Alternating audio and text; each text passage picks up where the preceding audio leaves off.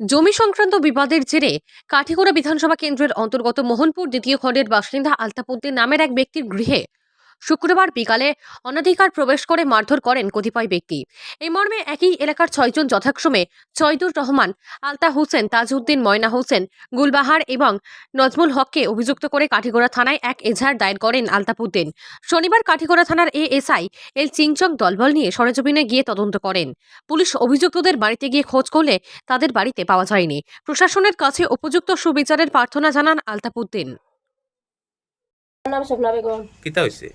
15-20 জন আইসুন, আইয়া তো আমার স্বামীরে মারা লাগি আইসুন। স্বামীর নাম আলতাফউদ্দিন। এরপরে আইয়া তো আমরা তানে দর্শি আঞ্জা করিয়া তারা খুব বেশি গালাগালি কতরা বারইতে আমার বারইয়া আমরা 3টে বাচ্চা লইয়া আমি দর্শি টানিয়া এখন কিছু করতে পারিয়া না, খেয়েও নাই।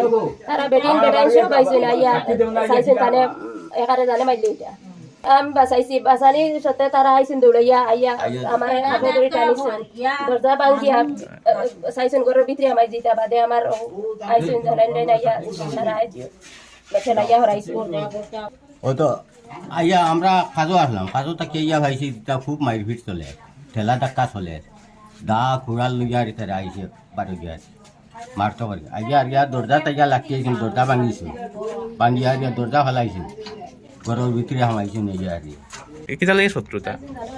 শত্রুতা লাগছে ইটা বহুত দিন তাই তারা এই জায়গা লইয়া আর ইয়া মারপিট 2 দিন বাদে তারা মারপিট করে। বেজান মানুষ আছে, তারা এখানে দোকান রাখছে বানাইয়া, এদিকগুলো তারা এদিকগুলো আমার জায়গাতে আমি কালকে এখানে মাটি দেওয়ার লাগছি, মাটি দেওয়ার কারণে গিয়া তারা আমার মারপিট করছে।